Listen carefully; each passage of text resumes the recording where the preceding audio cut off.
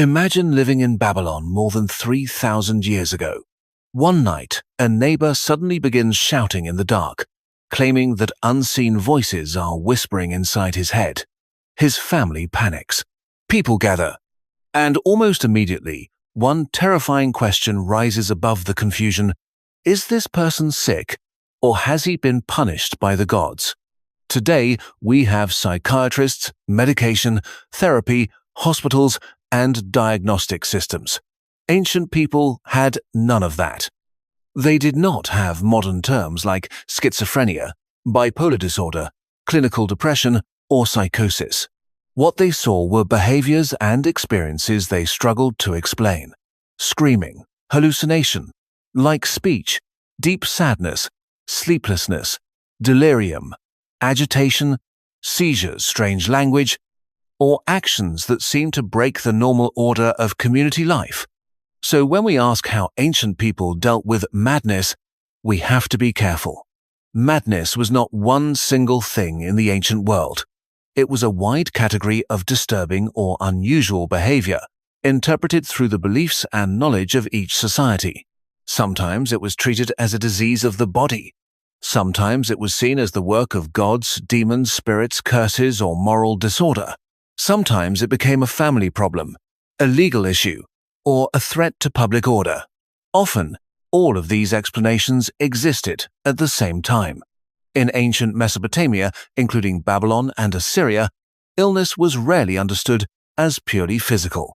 A fever, a headache, or a sudden change in behavior could be connected to divine anger, demons, curses, or some disruption in the relationship between humans and the supernatural world. But that does not mean Mesopotamians simply believed in magic and did nothing practical. Their medical culture included medicines, plant-based treatments, bandaging, diagnostic texts, and trained healers. There were ritual specialists who used prayers, incantations, and exorcistic practices, and there were healers who dealt more directly with remedies and physical treatment. To modernize, those roles may look separate, one religious, one medical. But to many Mesopotamians, they belonged to the same healing system. If someone behaved in a frightening or inexplicable way, a family might seek ritual help and practical treatment at the same time. Healing was not just about fixing the body. It was also about restoring order between the person, the family, the gods, and the wider cosmos. This is one of the first important lessons. Ancient people were not simply foolish or cruel. They were trying to make sense of terrifying human experiences with the tools available to them. Their explanations may not match modern science, but they often combined observation, treatment, belief, and social care in ways that were meaningful within their world. Ancient Egypt offers another example. Egyptian medical writings, such as the Ebers Papyrus and the Edwin Smith Papyrus, show that Egyptian healers paid close attention to the body. They described injuries, symptoms, treatments, and physical conditions in remarkable detail. Some of these descriptions include states that we might now associate with mental disturbance, but the Egyptians did not divide mind and body the way modern medicine often does. For them, the heart was not just a pump, it was closely connected with thought, emotion, identity, and moral life. At the same time, Egyptian texts also show awareness of the brain, especially in relation to head injuries. So their world was not one of simple superstition, it was a mixed system in which the body, the heart, the brain, magic, gods, and medicine all overlapped. If a person in ancient Egypt behaved in a way that seemed mentally disturbed, the response might include remedies, ritual language, protective spells, and attempts to treat the body. There was no modern psychiatrist waiting behind a clinic door, but there was a system of explanation and care. The person's suffering was understood through a framework in which physical health, spiritual order, and cosmic balance were deeply connected. In ancient Greece, the story becomes especially interesting because we see two powerful approaches existing side by side. One was religious healing, especially in sanctuaries dedicated to Asclepius, the god of medicine. People came to these healing temples seeking help. They purified themselves, prayed, slept in sacred spaces, and hoped to receive a healing dream or divine instruction.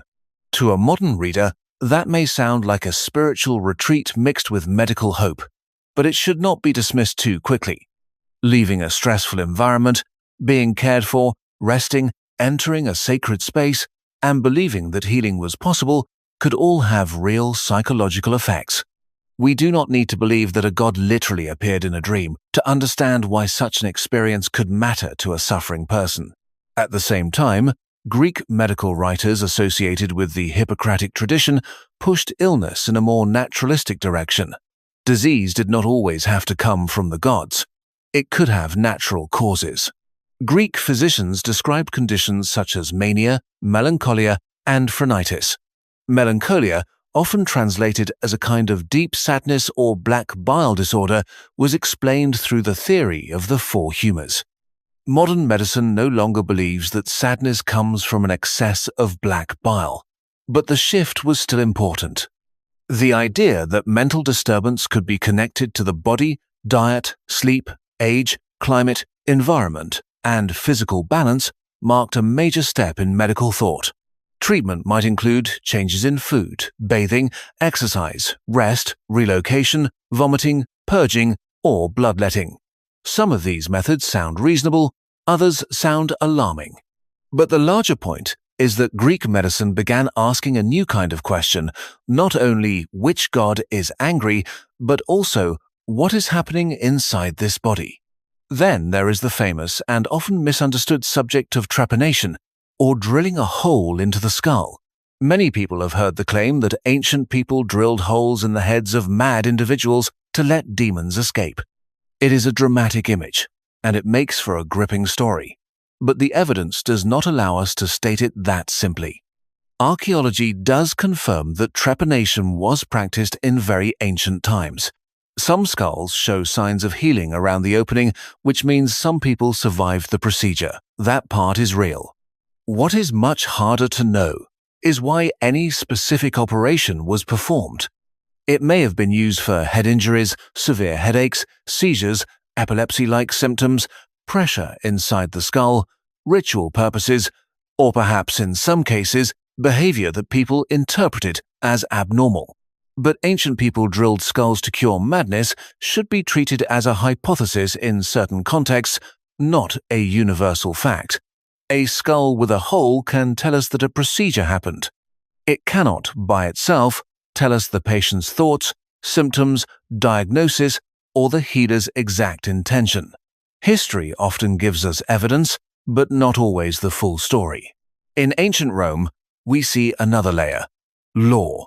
Mental disturbance was not only a medical or religious issue, it could also affect legal responsibility, property, guardianship, and social order. Roman law had concepts for people considered unable to manage their own affairs because of severe mental incapacity. Such individuals might need a guardian or someone to manage their property. This shows that ancient societies did not only ask, "How do we heal this person?" They also asked, "Can this person make decisions? Who protects them? Who protects the community?" Roman treatment was not always gentle. Restraint could be used when a person was seen as dangerous or uncontrollable, but there were also more humane voices. Soranus of Ephesus, a Roman-era physician, is often remembered for opposing excessively harsh treatment of people with mental illness. If restraint was necessary, he is associated with recommendations that it be done in less harmful ways, such as using softer materials rather than brutal force. That detail matters because it complicates the stereotype that ancient people only beat, chained, or abandoned those who were mentally ill. Fear, stigma, and coercion certainly existed. But so did care, observation, medical debate, and ethical concern. Even in the ancient world, some healers were asking whether the suffering person was being treated too cruelly. In ancient India, the Ayurvedic tradition used the concept of unmada for serious disturbances of the mind. Ayurveda did not separate mental life from the body, behavior, environment, morality, diet, and daily habits. A person's condition was seen as part of a larger system. When that system fell out of balance, illness could appear. Treatment could involve medicines, diet, routines, ritual elements, control or redirection of the mind, avoidance of harmful stimuli, and efforts to restore inner stability. Ayurveda should not be presented as modern psychiatry in ancient form. It had its own theories and categories, but it does show a striking intuition. The mind does not exist in isolation. It is affected by the body, environment, habits, relationships, and social life. Modern mental health science works from very different evidence, but some of the broad questions still sound familiar. So, how did ancient people deal with madness? The most honest answer is that they used a mixture of methods. They used religious and ritual responses, prayers, purification, exorcism, protective spells, sacred dreams, and appeals to gods. These made sense in societies where disease and divine forces were closely connected. They used bodily medicine, herbs, diet, bathing, sleep, movement, changes in environment, purging, vomiting, bloodletting, and other attempts to restore physical balance. Some were helpful, some were useless, and some were probably harmful. They sometimes used physical or surgical interventions. Trepanation is the most famous example, but its purpose must be discussed carefully. The procedure is real. The claim that it was always meant to cure madness is not proven.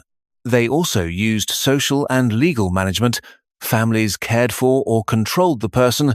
Communities watched, restrained, protected, or excluded them. Legal systems, especially in Rome, could treat severe mental incapacity as a matter requiring guardianship. Most importantly, these categories were not separate. A single person might be prayed over, given medicine, watched by family, restrained in a crisis, and treated as legally incapable of managing property. Ancient responses to mental disturbance were layered because ancient explanations of human suffering were layered. It is easy to laugh at the past. It is easy to say, how could they believe a god caused illness?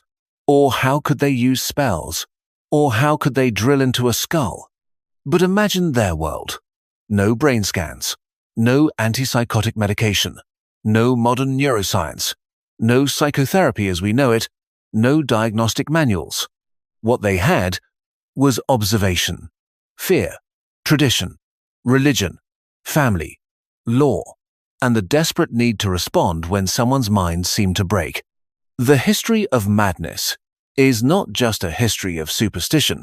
It is also a history of human fear, compassion, confusion, experimentation, and the long struggle to care for people whose suffering frightened those around them.